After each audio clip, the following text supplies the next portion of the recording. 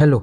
अब तक हम लोगों ने 1857 के रिवॉल्ट को देखा। अब आइए देखते हैं 1857 के आगे जो भी इंसिडेंट हुए उनको। तो हुआ क्या, अंग्रेजों ने रिवॉल्ट को जैसे तैसे सप्रेस कर दिया। फिर ये लोग सोचने में लग गए कि ऐसे कौन से कारण थे जिससे भारत के लोगों ने इतना बड़ा रिवॉल्ट किया। तो उसमें कुछ कंक्लूजन निकले। कंक्लूजन ये निकला कि जो ईस्ट इंडिया कंपनी है से जो इंडियंस थे वो पूरी तरह से डिससेटिस्फाई थे, चाहे वो आम आदमी हो या फिर प्रिंस स्टेट या सोल्जर्स की ही बात कर ले या फिर जमींदार की। आम आदमी दुखी इसलिए था क्योंकि उनको लगता था कि ये जो अंग्रेज हैं वो धर्म बदलना चाहते हैं, और उनको ये लग रहा था कि जो ईस्ट इंडिया कंपनी है उनके कल्चर पे डोमिनेशन बढ़ाती जा रही है। कल्चर पे कैसे डोमिनेशन बढ़ाती, जैसे सती प्रथा का आना, उसके बाद विडो मैरिज का इम्प्लीमेंट किया जाना। तो ये सब उनको इनसिक्योरिटी की तरफ लेके जा रहा था कल्चरल फ्रंट में। फिर एजुकेशन का मॉडर्नाइजेशन होना, तो ये सारी चीज़ें दिक्कत थी आम जनता की। अगर हम बात करें प्रिंसली स्टेट की, तो जो प्रिंसली स्टेट के अलग कुछ कष्ट थे। प्रिंसली स्टेट के जो किंग थे, प्रिंसली स्टेट के जो किंग थे, उनके साथ दिक्कत थी। अगर वो ईस्ट इंडिया कंपनी के साथ दोस्ती करे तो उनको तो उनको डॉक्ट्रिन ऑफ लैप्स और सब्सिडरी सब्सिडरी अलायंस के अंडर आना पड़ता। अगर दोस्ती ना करें तो उनको जो ईस्ट इंडिया जो कंपनी थी उन पे एक्सपेंशन कर देती थी। उनको हरा के उनके एरिया को कैप्चर कर लिया जाता था। तो ये प्रिंस स्टेट की दिक्कत थी। अगर हम बात करें सोल्जर्स की, तो सोल्जर्स की अपना कष्ट था। सोल्जर्स को इंडियन सोल्जर्स को मना किया गया था कि आप बियर्ड नहीं रख सकते हैं, आप तिलक नहीं लगा सकते हैं। तो ये सारे सोल्जर्स की दिक्कत है। यहाँ तक तो चीज़ें ठीक थी, मगर फिर धीरे धीरे जैसे डोमिनेशन बढ़ती गई ईस्ट इंडिया कंपनी के, वो लोग और स्ट्रिक्ट होते गए। जैसे सेम डेजिग्नेशन पे इंडियंस को कम सैलरी मिलती थी, जबकि ईस्ट इंडिया कंपनी वालों को ज़्यादा सैलरी मिलती थी।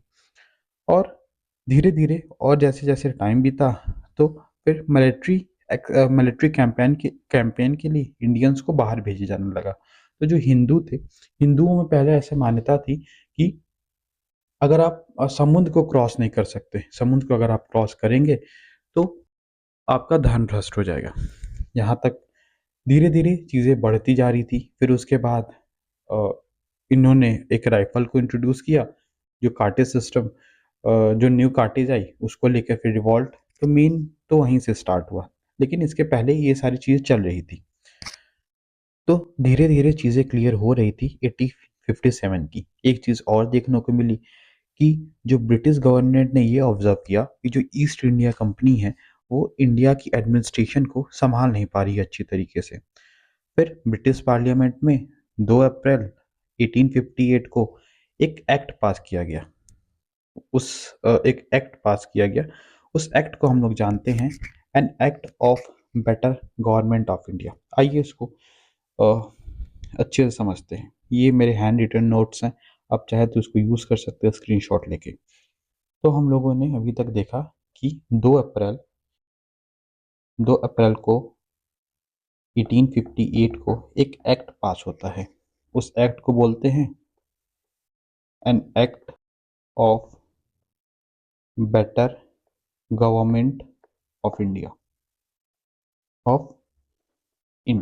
इसी एक्ट को ऑफिशियल नेम से जाना जाता है गवर्नमेंट ऑफ इंडिया एक्ट 1858। ठीक। इसमें डिसाइड किया गया कि जो ईस्ट इंडिया कंपनी है उसको ख़त्म कर दिया जाएगा। साथ ही इसके साथ जो ड्यूल गवर्नमेंट था, इसको भी अबॉलिश कर दिया जाएगा। जो ड्यूल गवर्नमेंट था वो आया था पिट्स एक्ट पिट्स एक्ट 1784 में, इसको अबॉलिश करने की बात की गई।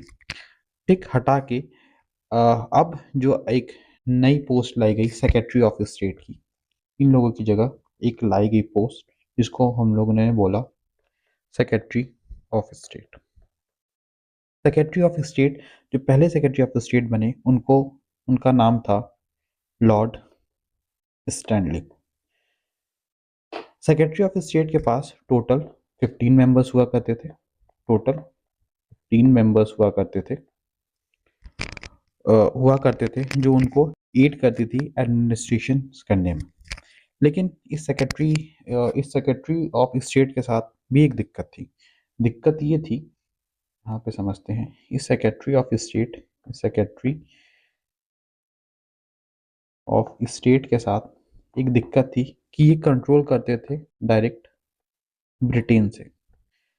काम हो रहा है इंडिया में, लेकिन ये कंट्रोल कहाँ से करते थे? ब्रिटेन से। तो इंडिया में एक और पोजीशन बनाई गई जिसको हम लोग जानते हैं वॉइस रॉय के नाम से। वॉइस रॉय के नाम से वॉइस रॉय के साथ एक गवर्नर जनरल ऑफ ये गवर्नर जनरल ऑफ इंडिया हुआ करता था। उसको इसी वॉइस रॉय में मर्ज किया गया। तो जो लास्ट गवर्नर जनरल थे वो थे Lord Canning. Lord Canning last governor general थे, और ये जो फर्स्ट वॉइस रॉय बने वो भी थे लॉर्ड कैनिंग। बनाया गया। अब चीज़ें बन चुकी थी। 1858 एक्ट बन चुका था। अब इसको लोगों तक पहुंचाने के लिए ब्रिटेन पार्लियामेंट में एक डेट डिसाइड होता है, 1 नवंबर 1858। ये डेट डिसाइड होता है और जगह थी इलाहाबाद। इलाहाबाद यहाँ पे डिसाइड होता है, और इसमें बड़े बड़े प्रिंसली स्टेट्स, बड़े जमींदार और बहुत लोगों को बुलाया गया ताकि लोगों को समझाया जा सके कि एक्चुअली ये 1858 है क्या। तो लॉर्ड कैनिंग वहाँ आए और क्वीन के बिहाफ पे, क्योंकि अब जो ईस्ट इंडिया कंपनी थी डायरेक्ट कंट्रोल थी ब्रिटेन का, तो वो क्वीन के बिहाफ पे लोगों को 1858 एक्ट को समझाया। इसी एक्ट को हम लोग बोलते हैं क्वीन प्रोक्लेमेशन।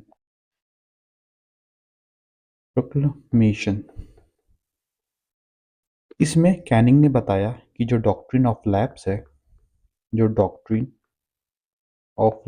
है इसको ख़त्म किया जाएगा। साथ ही साथ किसी भी जो स्टेट हैं उसको एनेक्स नहीं कर इस उसको जितने भी स्टेट हैं उनको एनेक्स नहीं किया जाएगा। इसके अलावा और भी बातें बताई गई, जैसे भारतीय लोगों को गवर्नमेंट जॉब मिलेगी। सबको नहीं मिलेगी, उन्हीं को दी जाएगी और जो क्वालिफाई हो, या फिर उनके क्वालिफिकेशन के बेसिस पे। किसी के साथ डिस्क्रिमिनेशन नहीं किया जाएगा। साथ ही साथ इंडियन आर्मी जो कि हटाया गया था उनको वापस लिया गया। आर्मी को वापस लिया गया। यहाँ तक तो चीज़ें ठीक थी। आगे लॉर्ड कैनिंग ने और चीज़ें बताई, जैसे सबको जस्टिस मिलेगा। ब्रिटिश गवर्नमेंट इंश्योर करेगी कि किसी भी धार्मिक चीज़ों पे ब्रिटिशर्स की इन्वॉल्वमेंट नहीं होगी। लोग अपने अकॉर्डिंग कल्चर को फॉलो कर सकते हैं। मिशनरीज उन पे प्रेशर नहीं डालेंगे। तो चीज़ें ऐसी ऐसी हुई। ये था गवर्नमेंट एक्ट 1858। फिर जैसे जैसे, क्योंकि चीज़ें डायरेक्ट ब्रिटेन से कंट्रोल हो रही थी, ब्रिटिश इंडिया के अंडर में आ गई थी, तो जो ईस्ट इंडिया कंपनी की चीज़ें थी अभी भी उसमें कुछ चेंजेस करने बाकी थे। वो चेंजेस होते हैं 1861 के एक्ट में। ये इस एक्ट को हम लोग अब अगले क्लास में देखेंगे, अगले लेक्चर में देखेंगे। इसके पहले ये मेरे कुछ हैंड रिटन नोट्स हैं। जो जो भी मैंने चीज़ें समझाई वो यहाँ लिखे हुए हैं। आप चाहे तो इसका स्क्रीनशॉट ले सकते हैं, और या फिर आप बता दीजिएगा, कमेंट सेक्शन में मेंशन कर दीजिएगा, मैं आपको इसका पीडीएफ प्रोवाइड करा दूंगा। Okay, thank you.